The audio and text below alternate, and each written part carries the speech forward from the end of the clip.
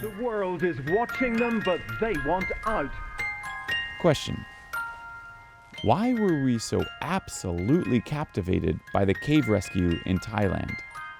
All 12 boys and their soccer coach trapped for more than 2 weeks deep inside a flooded Thai cave. From Japan to Kenya, India, Denmark, the US, turns out that millions of us were thinking and worrying about these kids in this cave during the 2018 summer. It was dangerous, it's now deadly. 1,500 ถึง 2,000 คนต่อวันธรรมดานะคะแล้วก็เสาร์อาทิตย์นี่ก็น่าจะทะลุ 3,000 And for those on the ground in Thailand during the rescue, ทีมกู้ภัยต่างๆในประเทศที่เข้ามาถึง 337 องค์กร that's not to mention the reported 60,000 individuals involved in the operation in Thailand.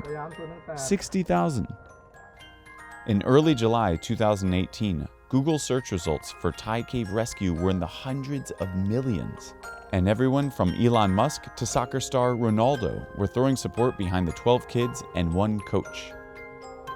Why was the world so hooked by this rescue? And more importantly, what sort of lasting impact will all this attention have on the kids themselves? So here, let's get to the point where we can see it. It is so hot. So, right up there, that is the cave. It's unbelievable. It's so hot here. We're definitely in the middle of the jungle. Wait, stop. Hold on. Let's not go to Thailand quite yet. Bear with me for a second here. Okay. Let's first determine why this tale, or really any story at all, piques our interest. So first of all, it was a good story. Here are these kids who are off on a jaunt with their coaches. It's a soccer team. The trigger for a daring, dangerous rescue. And somehow, as you watch the story unfold, you begin to bear some responsibility for them.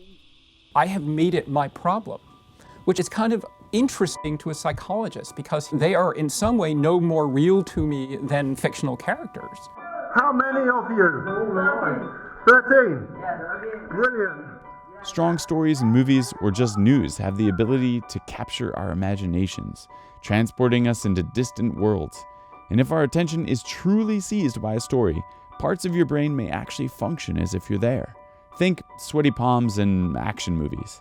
When you are taken up into that narrative world, there are ways in which your brain acts as if somehow that world has become real to you. And the more transported into a story you feel, the more you're going to follow it. And the more you follow, the more the media will produce about it, i.e. Hollywood sequels or rolling news coverage. The group is stranded. And if you toss universalities like children in danger and a puzzle, then we're hooked. The cave rescue may have played out on the news much like a film with appealing characters and a good plot, but northern Thailand, it's a very real place. In fact, This is Chiang Rai, a sleepy border city near Myanmar where it all happened. Monuments are being constructed here to the rescued kids, and that is just the beginning. The kids are being invited all over the world by media companies. Filmmakers are here, and action scripts are already being written. They've been invited to the World Cup. The boys have been ordained by monks, and now they're being protected by the Thai government. And this is all happening, all of it, because of us. That's good. Thai PBS had like 7 teams were covering that story. We had special programs on TV for 5 hours per day. We had high rating at that time. They stand by all the time to see what happened from the cave. They watched that story 24 hours. US News, it also saw ratings boom. ABC saw some of its highest ratings for the 9 p.m. slot with 2020 special Triumph in Thailand. Some media agencies, they slept in front of the cave. They didn't take a rest. มีการแข่งขันฟุตบอลโลกที่รัสเซียแต่ปรากฏว่าคนในประเทศและทั่วโลกเนี่ยได้ให้ความสนใจเกี่ยวกับเรื่องของการช่วยเหลือเด็กทั้ง 13 คนเนี่ย So some Thai journalists told us they saw more interest in this coverage of boys stuck in a cave than they did in 2014's story of their own government being toppled in a coup. Yeah, you heard that right. Is this a real coup now? Is there a real coup going on? Please tell us. Back in the US, we saw news outfits releasing interactives and diagrams, all further stoking our imaginations. The New York Times even released an augmented reality experience, allowing us to explore the cave from the inside. You feel yourself trying to participate. The type of story that engages people in real life is when that story has the same type of narrative arc as all of these fictional narratives that we've watched. One mistake in Earth's inner sanctum. My God, would you look at that? And no one will ever know. I want you to imagine that you're in a movie theater, and let's say you're watching Jaws. And in the case of Jaws, there's this woman, she's about to get in the water. There could be a shark there. Most viewers, I think, will have this impulse to yell, "Don't go in the water!" It's too late to say, "Don't go in the cave." But you can imagine someone making a movie based on this.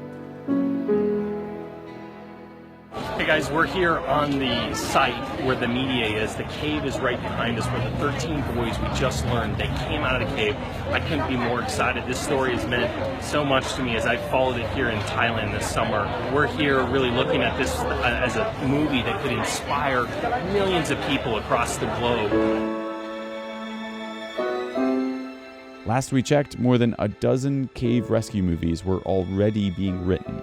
But here's the thing. Real or fictional, we may participate in stories in a similar fashion, but this attention, it can have a huge impact on the very real lives of people caught up in news events. Remember the Chilean mining accident?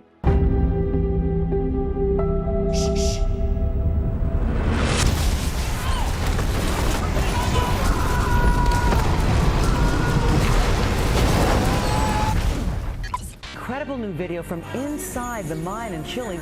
There were notes attached to it. Algunos de mis compañeros igual se sobrepusieron a los medios o ellos querían sobreponerse. Ya pasa por un tema más personal. Since the 2010 incident, some of the miners have reportedly experienced unemployment, psychological breakdowns, and trouble forming relationships. Mira, por a través de los medios llegaron muchas invitaciones, fueron hartas de todos los medios, tanto escritos como audiovisuales. Un montón de periodistas, pero no es fácil sobrellevar este tema porque te hace una figura pública, todos te conocen. From Titanic to Apollo 13 to any number of documentaries, we know the endings to historical films even before they're released, right? So this begs the question. Do we even care about a story's resolution? And if not, what's driving our continued interest? มาอาจารย์คะถามนิดนึงค่ะนี่ข้างหลังอาจารย์นี่คืออะไรคะไม่อย่าถามเป็นโง่ๆอย่างนี้ดิกูขี้เกียจตอบแนะนำก่อนว่าคืออะไรเหี้ยแล้วมึงมาถ่ายหาพ่อมึงทำเหี้ยเลยมึงไม่รู้เรื่องเหี้ยอะไรเลย That guy, he's an artist. We stumbled upon his team making this statue, which depicts the Navy SEAL who lost his life during the rescue. He cruised up in a golf cart while we were filming. พี่เป็นคนคิดเองในเรื่องของอารมณ์ในการก้าวเพื่อจะมุ่งมั่นในการจะเข้าไปช่วยเด็กด้วยเบิกบานด้วยความเบิกบานคิดนะหมูป่าอะไรพี่เป็นคนคิด